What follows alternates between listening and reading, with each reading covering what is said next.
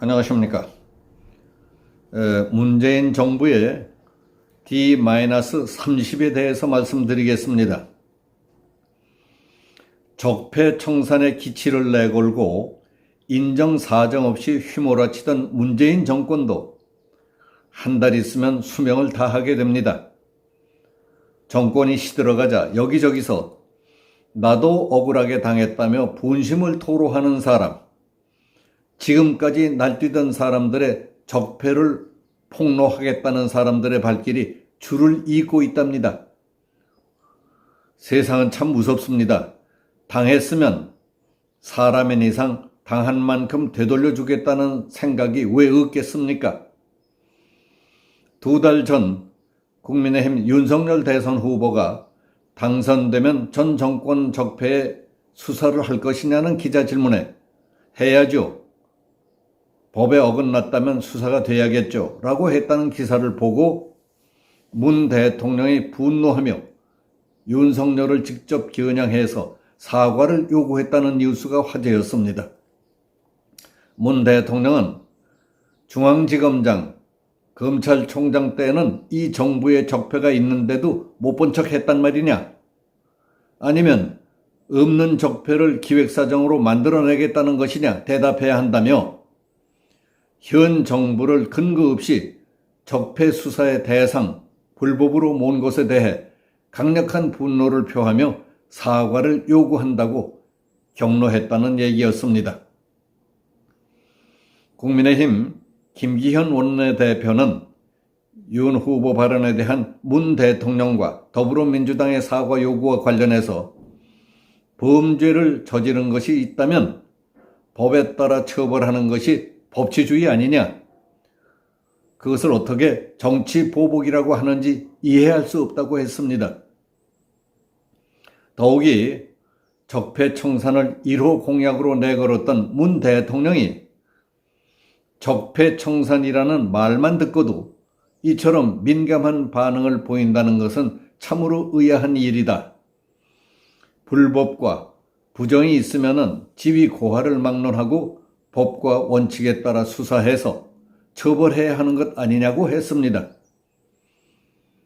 또 대통령 탄핵 파면으로 치렀던 2017년 대선 때 상황과 달리 현 정부 관련 비위 의혹 등에 대한 수사와 재판이 진행되고 있는 점은 무시한 채 윤 후보의 전 정부 적폐 청산 수사는 원론적인 이야기일 뿐인데도 왜 그토록 민감하냐고 말했습니다. 그렇다면 대통령의 30년지기 친구를 울산시장에 당선시키기 위해 청와대와 경찰이 현역 시장에게 없는 혐의를 뒤집어 씌우고 선거에 깊숙이 개입했던 사건을 그냥 덮어야 되겠느냐? 문 대통령 말 한마디에 월성원전 경제성 평가 보고서를 조작해 국민 혈세 7천억 원 이상을 공중분해시켜버린 범죄를 그냥 덮어야 되겠느냐? 단군 이래 최대 개발 비리인 대장동 사건과 성남 FC 불법 후원금 뇌물 의혹을 검찰과 경찰이 은폐하도록 놔둬야 하겠느냐 하고 물었습니다. 누군가의 말대로 도둑을 잡는다는 것은 도둑에게는 보복으로 보일 수 있겠지만은 적폐와 불의를 청산하는 게 정치 보복이라고 한다면 그런 정치 보복은 매일 해도 괜찮다는 말까지 인용했습니다. 문재인 대통령은 정부가 출범하자마자 국정과제 1호로 정한 적폐 청산 작업에 정권의 역량을 집중하다시피 했습니다.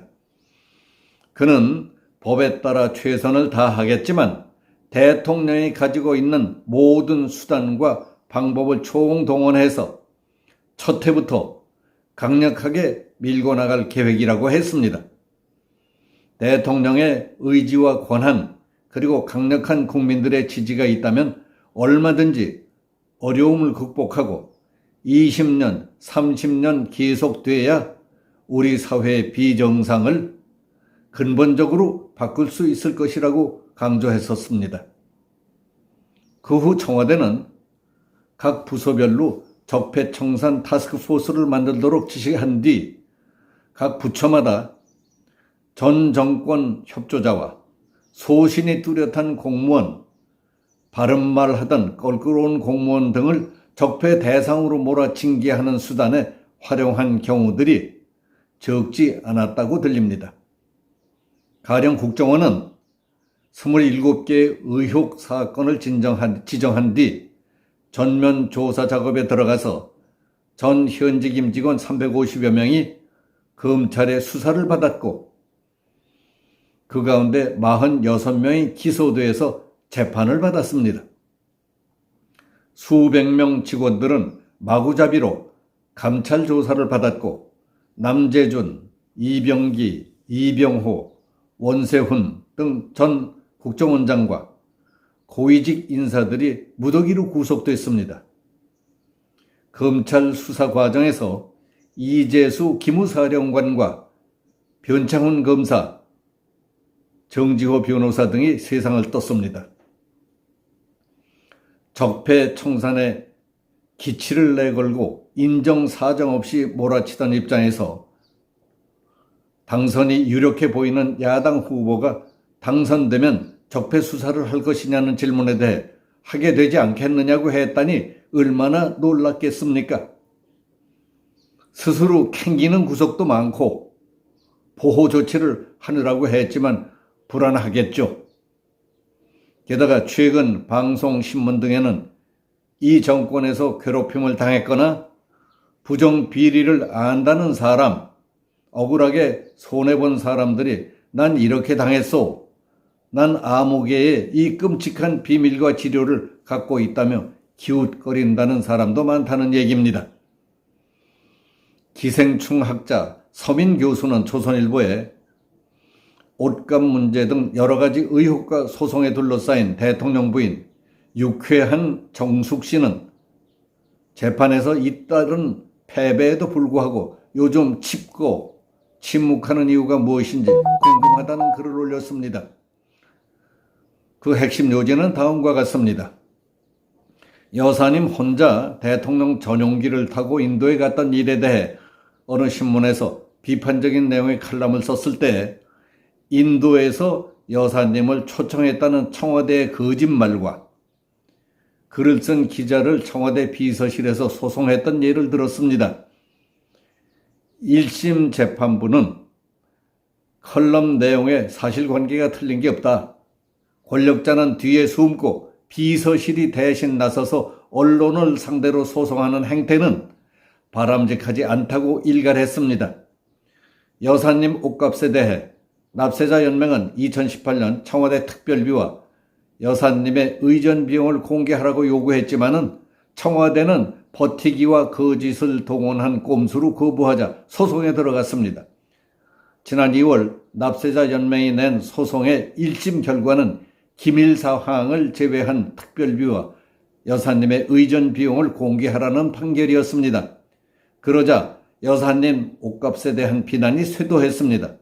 청와대는 여사님 옷은 다 사비로 샀으며 해외에 나갈 때에는 대여받은 뒤 되돌려줬다고 해명했습니다. 탁현민 비서관의 말은 샤넬에서 여사님께 한글이 새겨진 의복을 대여해 주었다. 대여이기 때문에 당연히 반납했고 그 후에 샤넬 측에서 기증해 지금 인천공항에 전시되어 있다고 했습니다. 확인한 결과 공항에 있는 옷은 여사님이 입었던 옷과 전혀 다른 옷임이 밝혀졌습니다. 국민을 완전히 속인 꼴이 돼버린 것입니다. 입만 열었다 하면 투명성, 평등, 공정, 정의, 청렴을 내세우던 정부, 적폐 청산의 사령탑이라고 하던 청와대의 민낯도 백일하에 다 드러난 것입니다. 사람 사는 게 다 그렇고 그런 거 아닙니까? 자기는 남다른 것 같이 유난이나 떨지 않았더라면 덜 쪽팔릴 텐데 남다른 척 설치고 인심을 잃어봤자 권불 10년이요 화무 11홍입니다. 여기서 마치겠습니다. 감사합니다.